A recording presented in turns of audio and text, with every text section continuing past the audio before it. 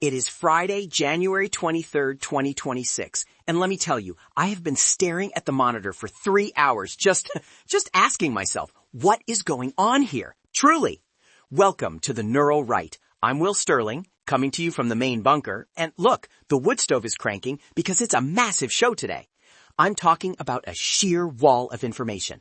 We've got 10 stories that show the world is changing faster than the ruling class can keep up with. And I'm Ashley Thorne. Let's be real, Will. It's not just a wall. It's a Category 5 storm of common sense finally crashing into the ivory towers. We're covering everything today, from the murder rate finally collapsing to the celebrity distraction machine trying to keep your eyes off the fact that the world is being reshaped. Yesterday, we talked about the total failure of the green transition and the energy shortages in Europe. But today is about the pushback. The Great Turnaround. That's what they're calling it. We have stories on the crime collapse, the ice resistance in Minnesota, the end of DEI at the FAA.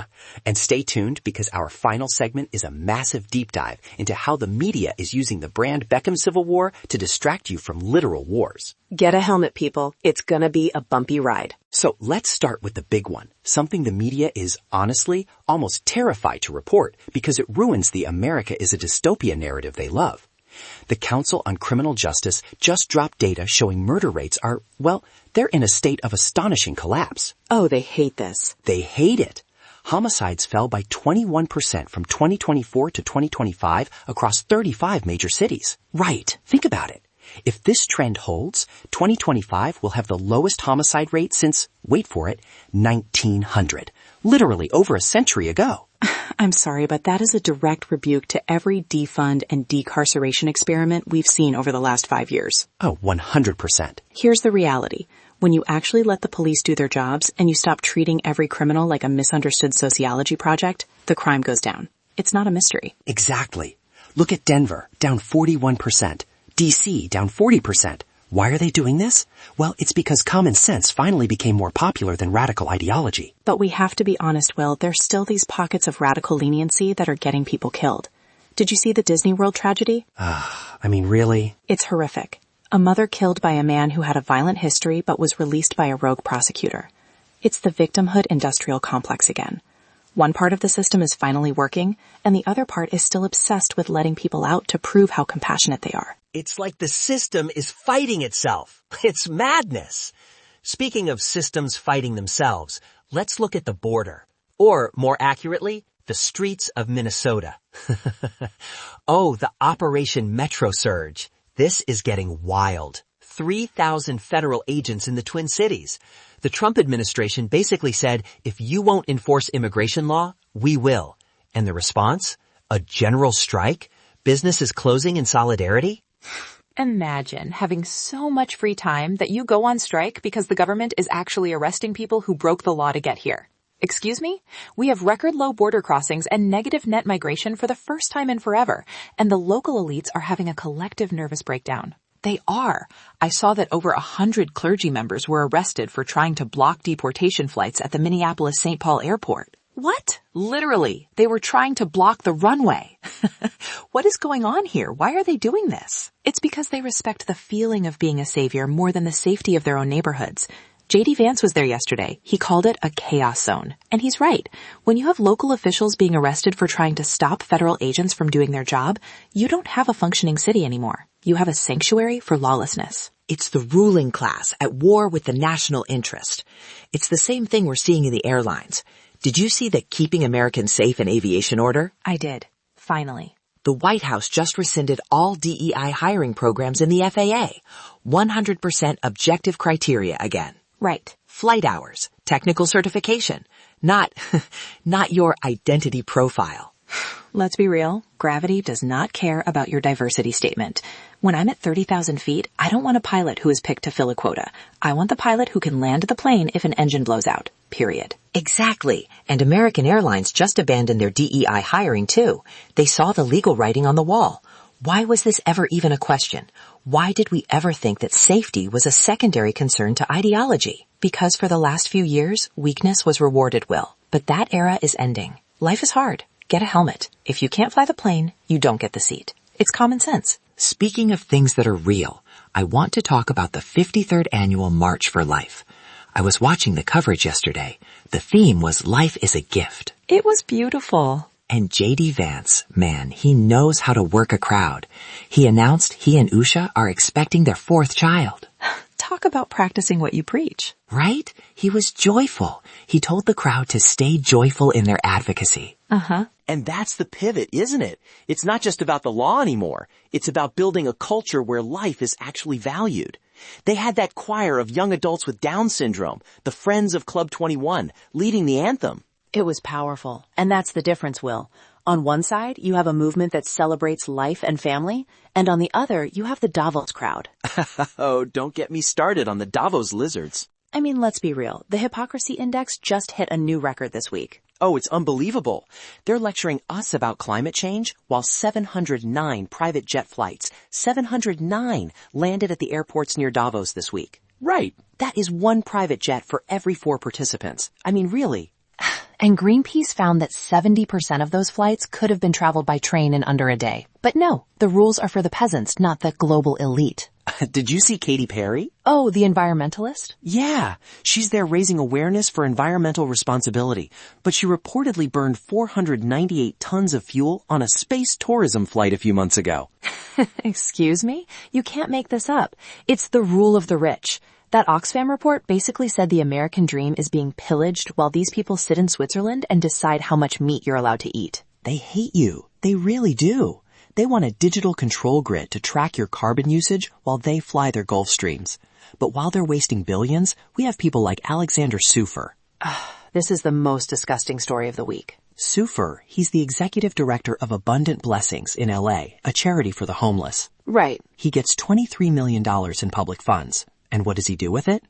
He buys a $7 million mansion in Westwood, a Range Rover, private jets to Maui in Greece. Oh, yeah. And the people he was supposed to be feeding, the unhoused, investigators found they were being fed ramen noodles and canned beans. Ramen? $23 million and you're giving them 25-cent noodles while you're at a resort in Greece? It's the Homelessness Industrial Complex in its purest form. Zero oversight, fake board of directors, it's corruption masquerading as compassion. I mean, really, why are they doing this? Well, it's because compassion is the perfect cover for theft. And it's not just charities, it's the cities too. Denver and San Francisco are putting up speed camera fortresses just to fill budget holes. Exactly. They spend all the money on radical social programs, go broke, and then tax the working class for going 36 in a 30 zone. It's revenue over safety every single time. It's so transparent. But hey, at least things are moving in the right direction globally. Trump announced a framework for Greenland.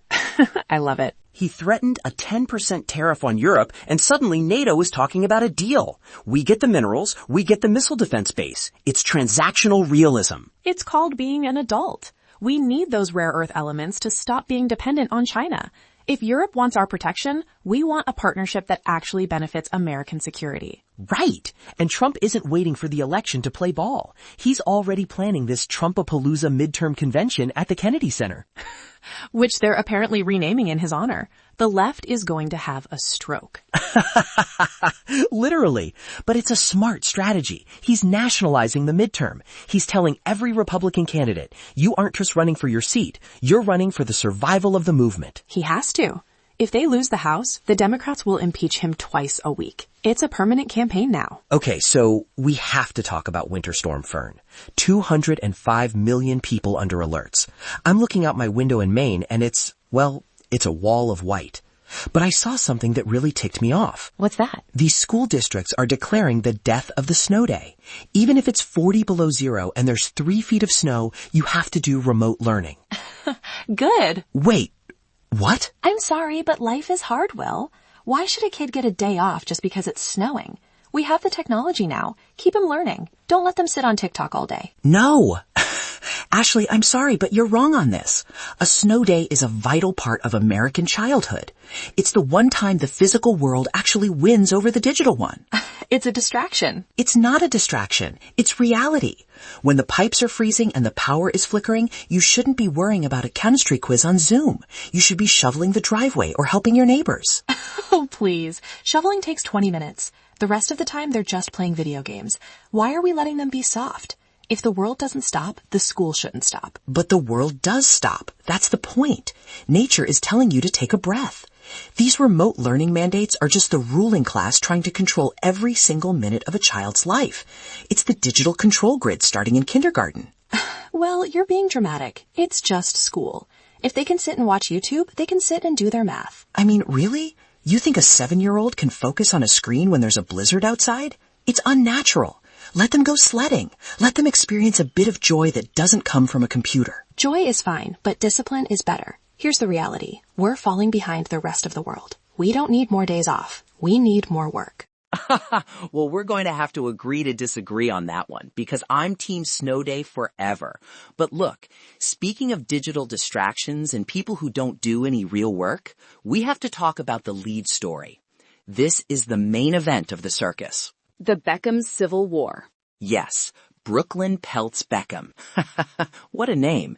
He dropped this nuclear 800-word statement on Instagram. Right. 6 slides. He's calling his parents, David and Victoria, controlling and dishonest. He says Victoria hijacked his wedding. Oh, poor Brooklyn. His mother stepped in for the first dance. She pulled out of designing the wedding dress. Excuse me. Uh-huh. This is the height of the victimhood industrial complex. You are born with a silver spoon. No, a platinum spoon in your mouth. You have millions of dollars. You have global fame for, well, doing nothing. And you're on Instagram crying about a dress? Get a helmet. But think about it, Ashley. Why is this everywhere? I looked at the news cycle today. This story is top of the fold on every major outlet. Why? Why are we talking about the Beckham's family dinner when the Trump administration is literally threatening tariffs on 10% of Europe's GDP? Because it's a circus, well. It's the celebrity circus designed to keep your eyes off the ball. Exactly. It's the frame. They want you focused on Brooklyn's feelings so you don't notice the World Economic Forum talking about a digital control grid to track your spending. They want you obsessed with Victoria's fake brand so you don't notice that Alexander Sufer stole $10 million from the homeless. Exactly. And look at how the media covers it. They treat it like it's a national emergency. TMZ, People, even The Guardian. Right. They are all analyzing the microaggressions of the Beckham family. It's a way to keep the public's IQ dropping by the day. It really is. It's like they want us to be as shallow as these celebrities. I mean, really, why are they doing this? Well, it's because a population that is focused on who Nicola Peltz is wearing is a population that isn't asking why their energy bill is up 30%. Let's be real. The media hates the fact that crime is down. They hate that common sense is winning. So they have to create a soap opera. And if it's not the Beckhams, it's the 2026 Winter Olympics. Oh, tell me. They're already making the Milano Cortina games about sports washing and athlete eligibility. Even the games aren't about sports anymore. Everything has to be filtered through this layer of political sludge. It's exhausting. Every time you turn on the TV, it's someone trying to trigger your emotions about something that literally does not matter to your daily life. Brooklyn Beckham's estrangement from his dad does not affect your ability to buy groceries. It doesn't affect the border. It doesn't affect the crime in your city. Right. But they want you to feel like it does. They want you to pick a side. Are you Team Victoria or Team Brooklyn? I mean, really. I'm Team Stop Making Stupid People Famous. Here's the reality, Will. People love the gossip because it's easier than dealing with the fact that the world is in a massive transition. Uh-huh. It's easier to judge David Beckham than it is to understand why the Arctic is the new front of the Cold War. But that's why we're here, to cut through the noise. And the noise is louder than ever. Think about it. We've got Winter Storm Fern testing our infrastructure. We've got federal agents in Minnesota. And the most discussed thing on social media is a 6-slide Instagram post from a guy whose biggest accomplishment is being born. It's a mockery. It's a literal mockery of the working class. They hate you. They really do. They think you're too dumb to notice what they're doing at Davos, so they give you the Beckham feud. It's the ruling class laughing at us over their champagne. Well, the joke's on them because the common sense revolution is already here. You can't distract people from an empty wallet forever. No, you can't. And you can't distract them from the fact that we're finally taking our country back. Whether it's Greenland or the FAA cockpit, merit is back. Safety is back. Reality is back. And that's the reality they're most afraid of. It's true. All right, folks, that's a lot for a Friday. We went deep today. We've covered the crime turnaround, the border surge, the Snow Day controversy, where Ashley is clearly wrong, and the Beckham circus. I'm not wrong. Get your kids to work well. Never. But seriously, stay warm out there in the storm. Check on your neighbors. If your kids aren't doing remote learning, go build a snowman that looks like a Davos globalist. And then, well, do what you will with it. Just make sure it's not a DEI compliant snowman. We want a high-quality, merit-based snowman. That's the dream. We'll be back on Monday with more of the truth they don't want you to hear.